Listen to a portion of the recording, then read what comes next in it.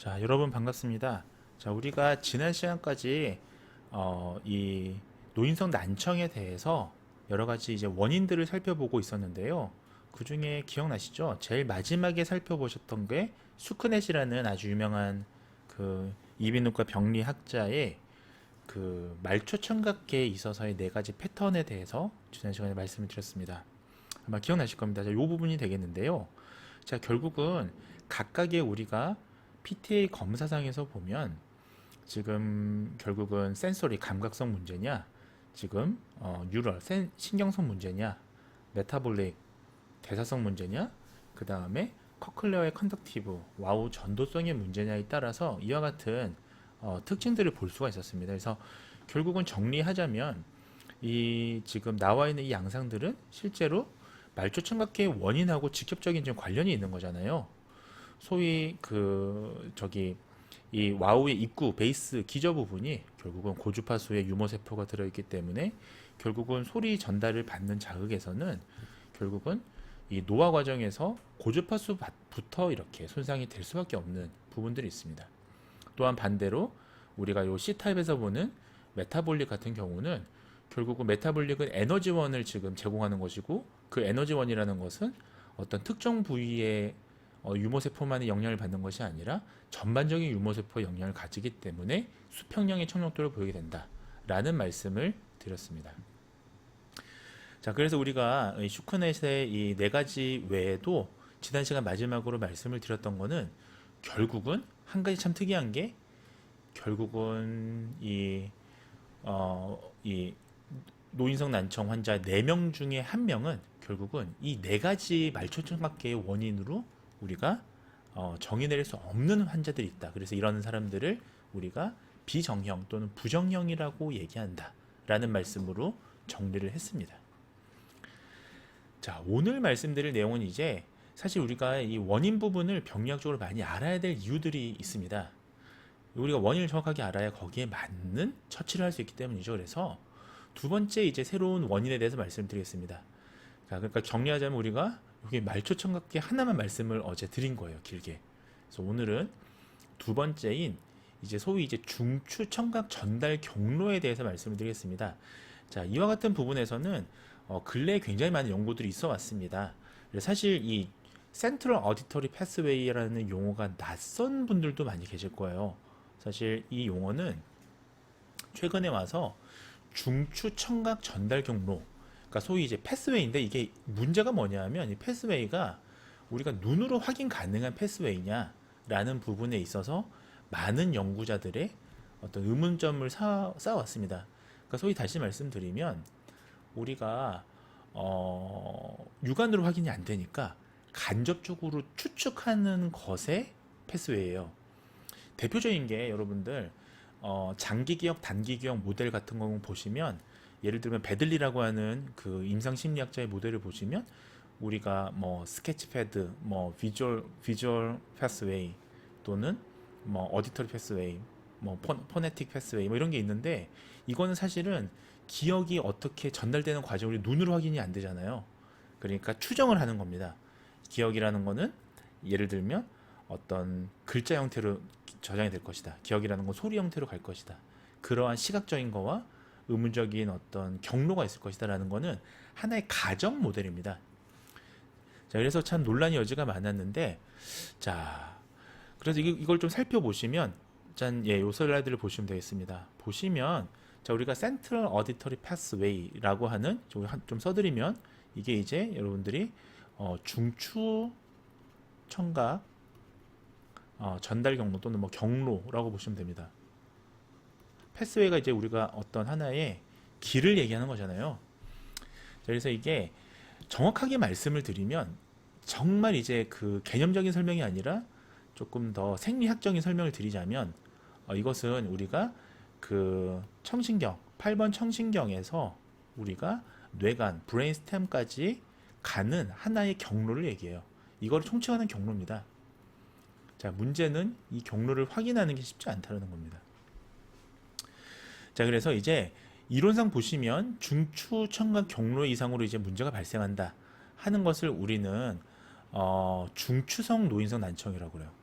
중추성, 노인성, 난청이라고 합니다. 그래서 센트럴 프레스비어커시스라고 표현을 해요. 줄여서. 자, 그래서 이거는 조금 더 이제 이비인후 과학적인 그 관점보다는 약간 신경학적인 관점이 더 많이 들어가는데, 자, 이게 이 다수 이제 연구들에서 보면 여기 지금 보시다시피 이 프린트 이 PPT에서 보시다시피 지금 우리가 억제 신경 전달 경로라는 게 있습니다. 이제 이니비션이라는 게 우리가 억제한다는 의미잖아요. 그래서 inhibitory process라는 게 있어요. 억제 경로가 있습니다. 그래서 이 억제 경로가 만약 손상이 되면 그러면 억제를 하는 게 역할인데 억제를 덜 할 거 아니에요. 그러니까 이와 같은 유사한 개념들이 executive function, 그러니까 전두엽 집행 기능도 그런 느낌이거든요. 전두엽 집행 기능에 inhibition, 억제하는 기능이 들어가 있는데 이게 손상이 되니까 억제를 못하니까 무언가에 주의 집중에 산만함도 생기고 이런 문제가 발생을 하는 겁니다. 자, 이것이 만약에 청각 경로에서의 억제 과정이 뭔가 문제가 생긴다. 그럼 이 억제 과정은 어떤 억제겠습니까? 이것은 바로 소음 환경에서의 우리가 잡음, 노이즈를 억제하는 그 프로세스인 거예요. 그러니까 여기 써드리겠습니다. 소음 환경에서의 노이즈, 그러니까 그 노이즈를 억제하는 거죠. 노이즈를 억제를 하는 이제 과정이 망가지니까, 그렇죠. 그렇게 되면 어떻습니까? 소음 환경에서 실제 우리가 사람 말소리를 듣지 못하는 거, 억제가 안 되는 거예요. 그래서 이거는 어떤 문제가 생기느냐, 이 이니비션이 망가지게 되면 localization of sound라고 해서요, 우리가 소리를 찾는, 탐지라고 할까요? 소리를 탐지하는 방향 탐지라고 하겠습니다. 그 사람이 소리를 방향 탐지하는 요 문제가 사실은 망가지게 되는 겁니다. 이때 한 가지 우리가 좀 주의 깊게 살펴보셔야 될 게, 이제 이 밝혀진 바에 따르면 연구에서요, 그러면 이 억제 신경 전달 회로 손상을 주는 억제 신경 전달 물질이 뭐가 있었느냐? 예, 가바 같은 경우. 가바는 우리가 치매 공부할 때 보면 가바가 많이 나오거든요. 가바나 글리신, 이런 신경 전달 물질이 결국은 우리가 이런 그 억제하는 데 있어서의 신경 전달 물질인데, 예, 그러니까 파킨슨병 같은 경우도 보시면 인히비션의 문제인 거예요. 따지고 보면. 그렇죠? 그러니까 이것이 우리가 노이즈를 억제하는 그런 기능 상실로 이어지게 되고, 이것이 결국은 우리가 센트럴 프레스비어커시스를 초래한다 라고 우리가 이 원인을 볼 수가 있는 것입니다. 자, 그러면 자, 이게 지금 억제 신경 전달 물질의 손상이 좀 정리를 하자면, 이것이 소음 환경을 억제를 해서 방향 탐지를 하는데 문제를 가져오니까, 자, 센트럴 어디터리 패스웨이의 문제라면 치료를 어떻게 해야겠어요? 내외과적인 치료를 하면 됩니다. 특히 우리가 내과적인 치료로 약물적 치료에 도움을 주는 약물 치료를 하면 되는 거예요. 신경 전달 물질을 우리가 손상, 그러니까 이게 지금 줄어들었으니까 이거를 유지할 수 있는 약물적 치료에 우리가 해결 방안이 있는 것입니다. 그래서 우리가 원인에 따라서 처치가 다르기 때문에 원인을 정확하게 알아야 되는 겁니다. 또 한 가지가 우리가 여기 살펴보셔야 될 게, 요즘 슬라이드엔 적지는 않았는데요, 우리가 중추 청각 전달 경로에서 보시면 우리가 이게 지금 노화 때문에 발생하는 거란 말이죠. 결국 원인이 따지고 보면. 그래서 우리가 특히 이제 와우도 말초기관이지 않습니까? 결국은 이 와우가 노화가 됩니다. 노화가 되다 보면 신경 입력, 우리가 뉴럴 인풋이라고 하는데 신경 입력의 감소 때문에 초래될 수 있어요. 그러니까 여기 제가 하나 써드리겠습니다. 여기 없는 내용은 뭐가 있냐면, 자, CAP라고 하겠습니다. 그러니까 센트럴 어디터리 패스웨이의 문제인데, 이것은 우리가 노화 때문에 발생을 할 수가 있는데, 이 노화는 결국은 노화로 인해서 발생한 여러 가지 문제 중에서 뭐 반응 속도도 느리고 감각 속도도 느리고 하는데, 그 중에 하나가 신경 입력이에요. 신경 입력. 그러니까 뉴런도 나이가 드는 겁니다. 그러니까 뉴런 인풋이 감소 때문에, 이 신경 입력의 감소라고 제가 써드릴게요. 자, 이 문제 때문에 우리가 센트럴 어디터리 패스웨이의 문제가 초래될 수 있다라는 것을 기억해 주시면 되겠습니다. 결국은 이 경우에는 이제 어떤 특징이 있냐면요. 우리가 와우 자체가 노화 때문에 이게 줄어드는 거기 때문에 우리가 이 중추 청각 전달 경로에서의 주파수 매핑, 그러니까 여기서 말하는 주파수 매핑이라는 거는 이 용어를 하나 알아두셔야 되는데, 우리가 이 프리퀀시를 매핑한다 라고 하는 거의 의미가 뭐냐 하면, 자, 이게 우리가 각 주파수를 우리가 인지하는 그런 부위예요. 자, 정확한 우리가 신경 신호가 전달이 돼야 돼요. 그렇죠? 전달이 돼서, 자, 말초신경, 그러니까 여기서 말하는 말초가 뭐죠? 와우가 되겠죠? 말초에서도 우리가 그 동일하게 우리가 말초에서 인지된, 그러니까 와우에서 인지된, 여기서는 달팽이관에서 인지된 주파수 프리퀀시가요, 중추에서도 동일하게, 그러니까 중추는 결국은 청각 피질이 되겠죠. 그러니까 중추에서도 동일하게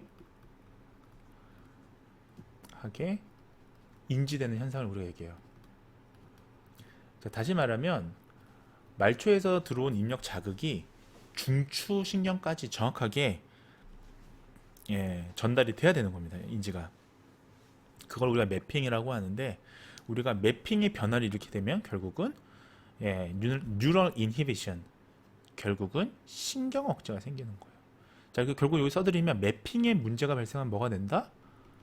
신경 억제 기능이 손상되는 거예요.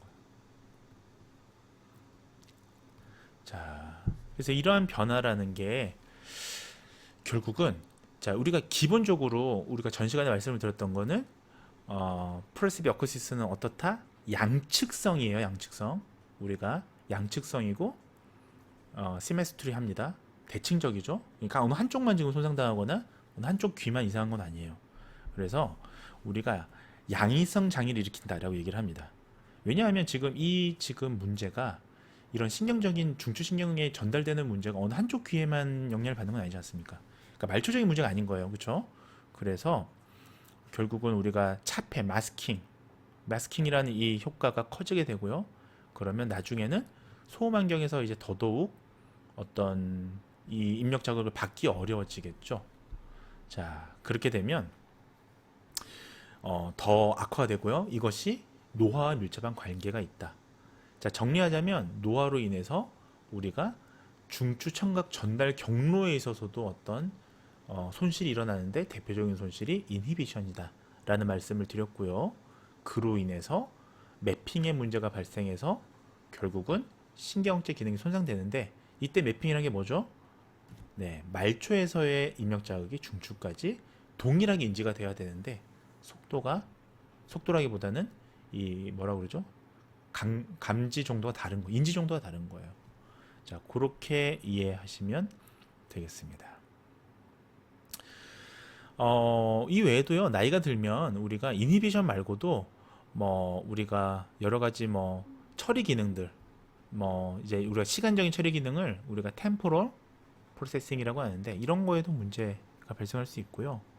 이런 거는 이제 굉장히 이제 많은 인지 심리학적인 실험들에서도 우리가 양이 귀 실험 같은 게 있거든요.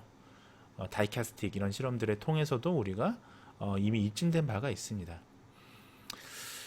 자, 이런 것들이 이제 어려움을 주게 됩니다. 자, 결국은 이제 나중에 이 중추가 노화된다라는 거는 결국은 이제 소음 환경에서 다른 사람 말소리를 거의 인지하지 못하게 되는 그런 상황까지 오게 되는 거예요. 그러니까 중추의 문제니까 어쨌든 해결할 수 있는 방법은 가능하면 가바나 글리신의 문제라면 약물 치료로 우리가 접근할 수 있다라는 말씀을 드리도록 하겠습니다. 자, 이제 두 번째 센트럴 어디터리 패스를 얘기를 했는데, 세 번째 이제 또 원인이 뭐냐? 참 이게 연구라는 게 파면 계속 이런 게 나오는 거예요. 그러니까 외울 게 참 많아집니다. 세 번째는 이제 모레큘러. 우리가 이제 모레큘러 하면 뭐죠? 분자 의과학이죠. 자, 분자 의과학적인 메커니즘에서의 또 문제를 우리가 볼 수 있는 거예요. 자, 최근에는요, 여러분들이 노화의 기전에 있어서 분자의학이 굉장히 많은 또 연구에서 어떤 발전적인 부분들을 끌어온 부분들이 있습니다.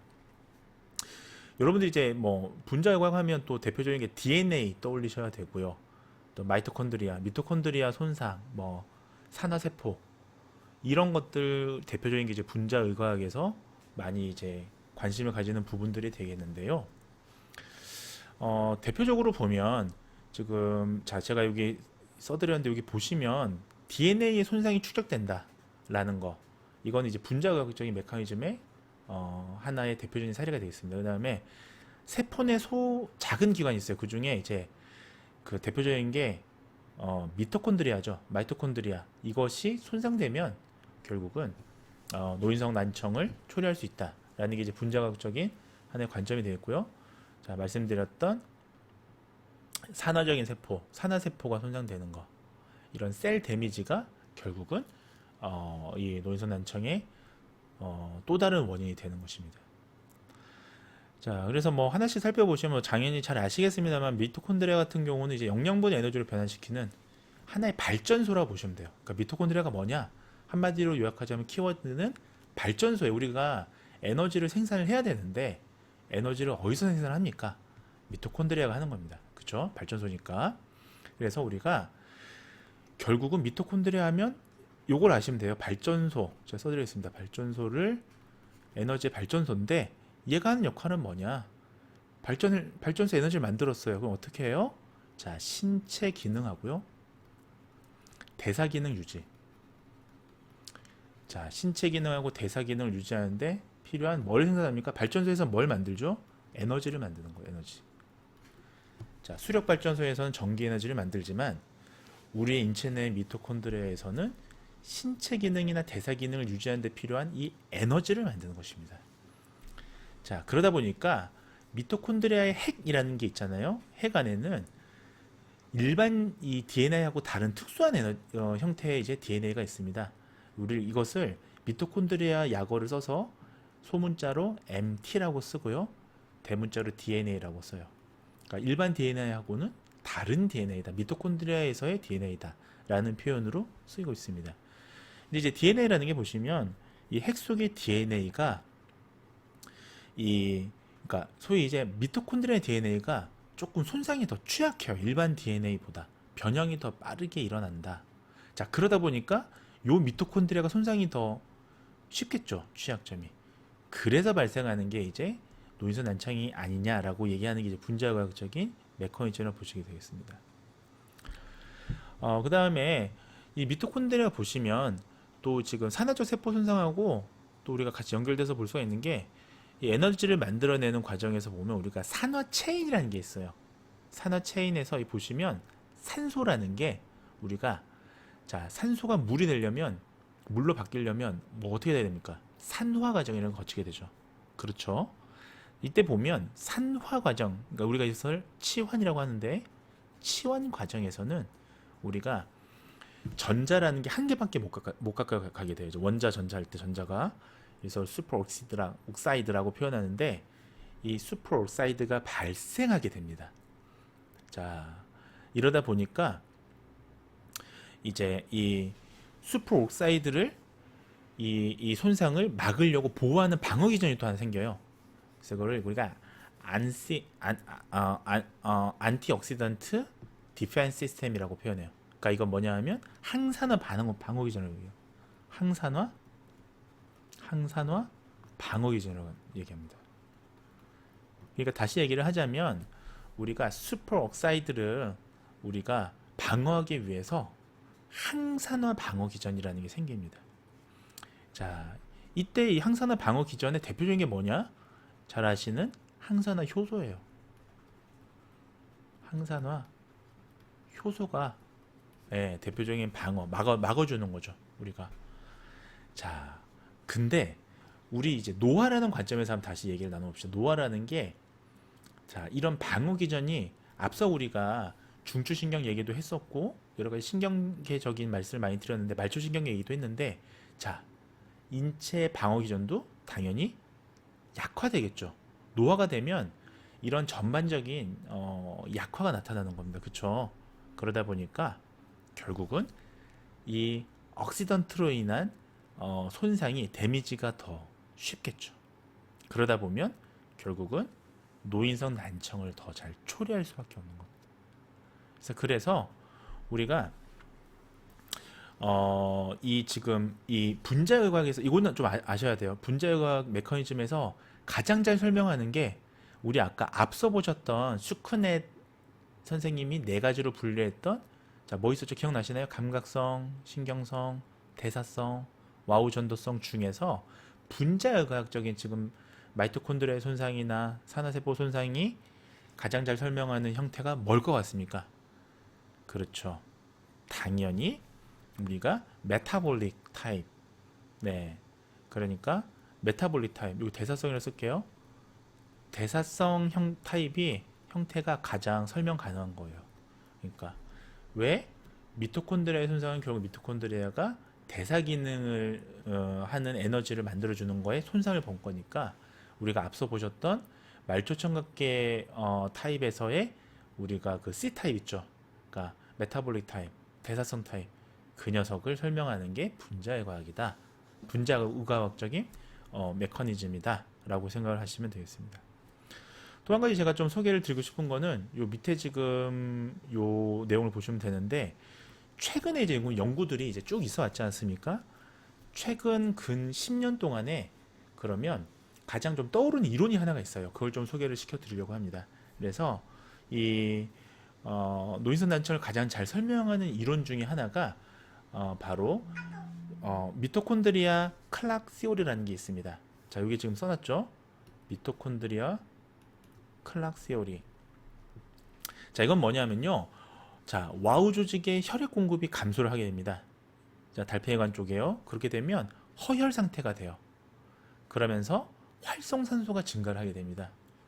자, 그러면 미토콘드리아의 DNA가 손상이 되겠죠. 자, 손상이 되겠죠. 그렇게 되면 DNA의 딜렉션. 자, DNA가 사라져요. 손상이 돼요. 그러면 어떻게 된다? 미토콘드리아가 재기능을 하지 못하게 됩니다. 지금 이 과정을 보시면 하나의 체인처럼 지금 돼 있죠. 체인처럼. 예. 하나의 연쇄작용이잖아요. 그래서 요거를 우리가 결국은 앞서 제가 아까 미토콘드리아 DNA, mtDNA에 대해서 말씀을 드렸었는데 결국은 이 mtDNA로 인한 요 손상을 우리가 그래서 common aging delection이라고 표현해요. common aging deletion. 이건 제가 좀 써드릴게요. common 이제 보편적이라는 뜻이잖아요. aging, common aging. 그러니까 보편적인 노화에 일어난 손상이다. deletion. 손상이다 라고 이제 최근 이론들에서 부릅니다. 그래서 뭐 여러분 연구 보시다가 이제 common aging deletion 이라는 용어가 나오면 아 이게 지금 마이토콘드리아의 DNA 손상을 얘기하는 한구나. 예, 그것을 우리가 생각을 해주시면 되는 거예요. 자 그리고 이제 뭐 최근에는 그래서 요 뭐 이 미토콘드리아 클럭이라는 게 있습니다. 이거를 좀 느리게 하는 이제 치료법이 있냐에 대해서 굉장히 많은 이제 뭐 연구자들이 정말 떠오르는 분야고요. 이제 그 연구를 하다 보니까 최근에 이제 동물 실험에서는요 항산화제, 안티옥시던트 이것을 투여하거나 우리가 칼로리 제한 시기 뭐 이런 어떤 영양 성분이죠. 그리고 이제 우리가 이런 영양을 좀 조절하는 이런 것들이 노인성 난청의 진행을 예방할 수 있지 않느냐 이런 이제 연구들도 보고가 되고 있습니다. 네, 벌써 시간이 이렇게 됐는데 마지막으로 오늘 마지막 말씀드릴 건 자 이거 좀 지울게요. 자 마지막 이제 제네틱 팩터를 말씀을 드리겠습니다. 자 제네틱 팩터를 진 쪽을 좀 말씀을 드리자면 요거는 이제 또 떠오르는 분야예요. 요즘에 이제 어떤 뭐 이런 앞서 보셨던 모레큘러적인 측면이나 제네틱한 측면들은 뭐 정말 이제 이 검증하기 위해서 많은 이제 실험 연구들이 있어 왔고요. 사람을 대상으로 할 수는 없으니까 이제 주로 마우스 모델 이 쥐를 통해서 우리가 이런 하나의 이 난청 유전자를 찾아보자 이런 시도들이 쭉 있어 왔습니다. 사실은 이제 유전적인 요인 외에도요 난청을 초래하는 요인이 너무 많아요. 이 팩터가 뭐 사실은 유전적인 요인보다는 그러니까 유전이라는 게 이게 정확하게 유전적인 거다라고 얘기를 하려면 다른 조건이 다 통제가 돼야 되지 않습니까?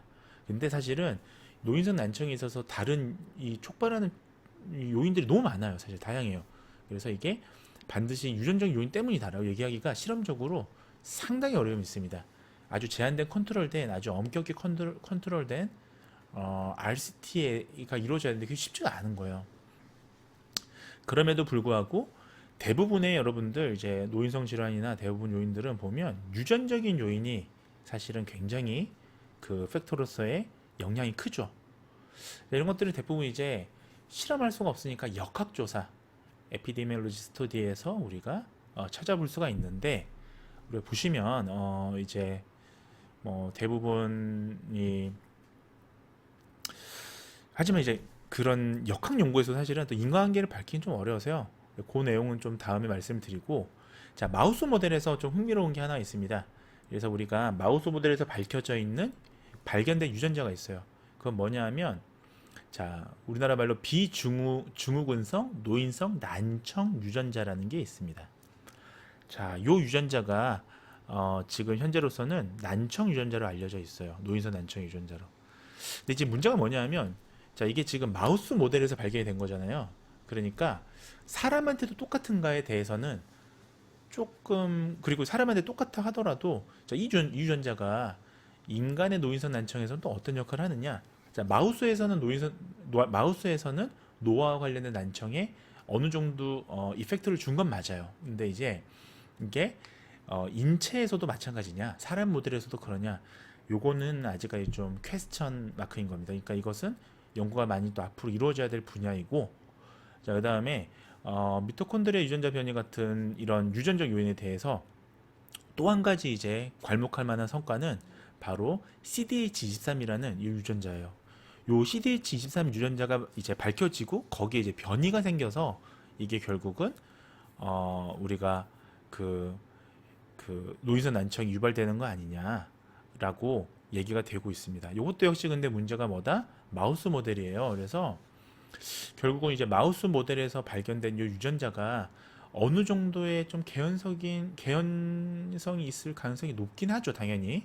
다만 이게 관련될 거라고 그러니까 관련성 정도는 되지만 커설 이펙트, 그러니까 우리가 커설리티를 보기에는 얘 때문에 이렇다라고 얘기하기는 상당히 좀 제한적인 부분이 있다라는 말씀을 드리겠습니다. 자, 오늘까지 이제 노인성 난청에 보시면 여러 가지 이제 원인들에 대해서 정리한 시간을 가졌습니다. 그래서 이제 다음 시간에는 원인이 아니라 이제 평가나 이런 것들 말씀을 드릴 텐데 결국 정리하자면 자 우리가 말초 청각계에서의 원인이 있었고요.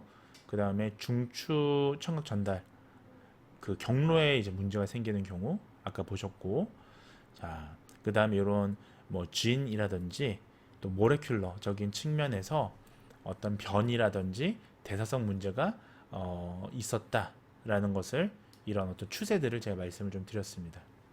오늘 여기까지 말씀을 드리도록 하겠습니다.